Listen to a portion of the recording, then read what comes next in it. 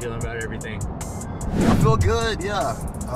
We were just talking about the weight classes and the age bracket. So they have me in the ultra heavyweight, which is like the heaviest. I've lost 20 pounds over the last 2 months, but I'm down to like 254 is what I weighed in yesterday. So I'm in the heaviest weight class. And when I originally signed up for the competition, I was told by somebody that if there's only like one person for you to go up against, then you potentially could fight, because you're supposed to get like 2 matches. But then when I went to sign up, there's a place that says you have to like check the box if you're willing to fight up a weight class or if you're willing to fight up in age. So it looks like I'm only gonna have this one match that we're heading down for at this tournament. It'll be my first tournament. So I don't know if the other people that are in the weight class below or the age bracket below, if they don't decide to fight up in age or weight, if that affects whether or not you get that second match. So, you know, I'm okay taking one match because I've never done this before. So what do you think? What's your thoughts on everything? Yeah, you get that win, and then I would just take it, because you never know who they could put you up against. Yeah. The almost blue belt is you know. There's a big difference between a brand new white belt and a 4-stripe white belt. Oh yeah. Somebody that's been rolling for 2 years and is right there at that blue belt level. And then the crazy thing, I went down this rabbit hole, man. You know how they say you should never Google your symptoms if you feel sick? You should never Google information about jiu-jitsu tournaments, because I looked up my age bracket and my weight class and started looking at NAGA, which is the North American Grappling Association. That's the tournament that I'm doing. I started looking at matches in my weight and age and belt class. And the first 7 videos, everything was like, oh yeah, I feel comfortable rolling with those guys. And then video number 8 was some dude who's a fucking brown belt in jiu-jitsu. But if you can totally be a brown belt or a black belt in judo, rather. No. You could be a brown belt or a black belt in judo and then fight your first match in jiu-jitsu and legitimately enter as a white belt. Yeah, look at Kamzat. Yeah, so this dude just absolutely obliterated this cat, choked him unconscious. I'm like, oh fuck. Is that who I'm running up against? So you just never know, you know what I mean? So I'm okay just doing this first match and get the nervous jitters out. Have you ever competed before? No, I never competed jiu-jitsu or Muay Thai or MMA, but yeah, and at this point, I commend you, dude. I mean, I know you got stuff with your body and everything, and I mean, it's definitely a heart thing for sure. You have the heart to compete and everything, and I've overthought it and everything, but it's I don't know. Seeing you though definitely does inspire me to want to try. Well, that's kind of what I had told myself last week. I'm gonna go ahead and enter my first competition in January, and then I started thinking about it. Dude, there's nothing in my opinion that's really gonna change between now and January. I'm working out, I've lost weight, I've quit drinking, I'm hitting jiu-jitsu 3 times a week at least, and I'm still so green and so fresh. Another 3 months I think will be really good for me. But the biggest part about competing for me is I'm just not a naturally aggressive person. I'm a naturally passive person, and if given the chance, I would probably never compete. You know what I mean? Yeah. So I want to do it just to get the nerves out and to take away the anxiety around it, because it's not the actual role with the person. That's no different than what you do at practice or an open mat. It's everything that surrounds it. It's a Saturday, I don't get very much time off, and I don't get very much time with my wife, so this is time away from my family.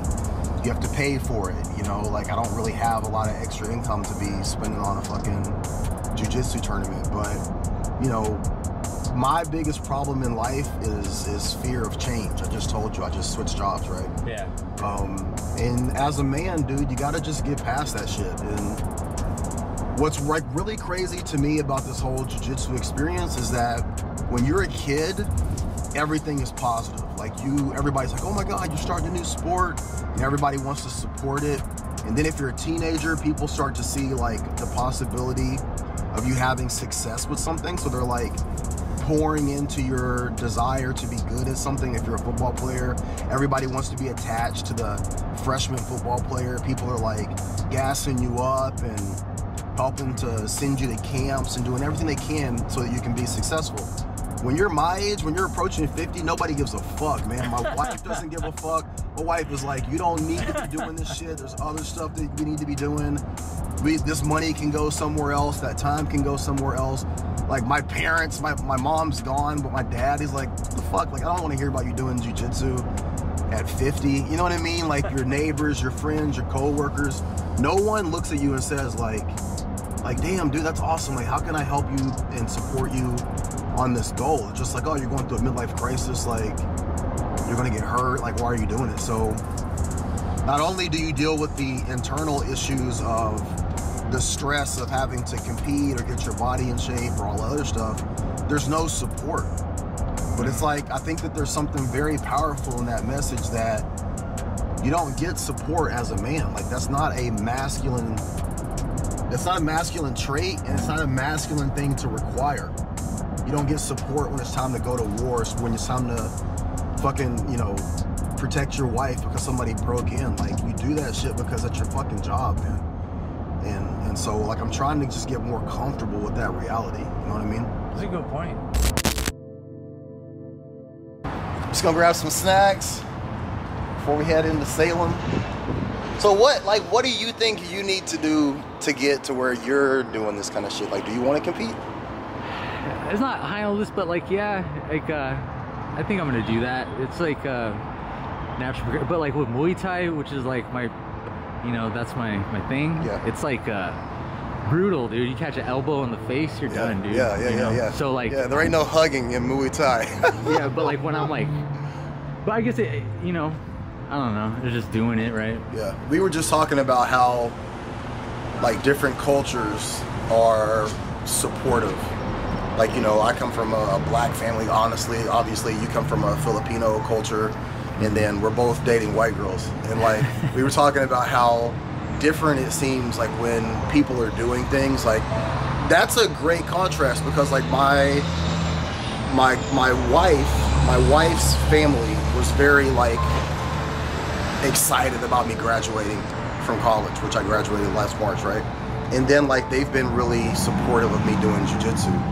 Like, do you feel like what do you think about like the support aspect of doing this kind of stuff when we're older? Yeah, I mean like as a man, like we don't really get a whole lot of support. I mean, we talked about it, you know, recently. Like it's the contrast is crazy. You know, my dad doesn't really like to get emotional or anything, and like you know, my girlfriend's dad, who's white, is like, you know, will congratulate me, you know, on something I did 10 years ago, right? You know, yeah. And like so there's definitely a crazy contrast there. You know, I had somebody, one of the black belts at the gym where I train, he was like, I don't do competitions because I don't need the validation of a $5 medal. And I thought to myself, I get that, but you already have your black belt. Like getting your black belt is such an achievement. And I think that sometimes people who have achieved things, they take for granted like how much it means. Like I was telling you about how 2 of my kids are in grad school. Like they've already graduated, they're in grad school. Like to them, me getting a degree doesn't necessarily mean as much as it means to me as somebody who like, I barely graduated high school. Like I always struggled in school and never thought that I could do college. So it took me 28 years to be able to get my degree. Like that means a lot to me. And like at 46, being a white belt, getting a stripe or getting a blue belt, like that's the equivalent of a black belt to me, right? And so that $5 medal, like it does validate people who don't necessarily have that. I think that if you have gone through kind of the struggle or whatever, and you've achieved things, like sometimes you look at it and it's like it doesn't mean as much to you as it does to somebody who hasn't had that success. What do you think about that? It's an experience, man. I mean, like, no one could take that away from you. And yeah, like, I don't know, I was thinking about it the other day, like, you know, what do you want people to say, like, when it's all said and done, you know, when you're gone and all that stuff, and like, you know, you left behind all these like achievements and stuff, and you know, not necessarily that like, you know, you wouldn't, but like you're passionate about something enough to like sacrifice your time and your body and like, you know, like your time with your family and all that stuff, you know, for like to better yourself.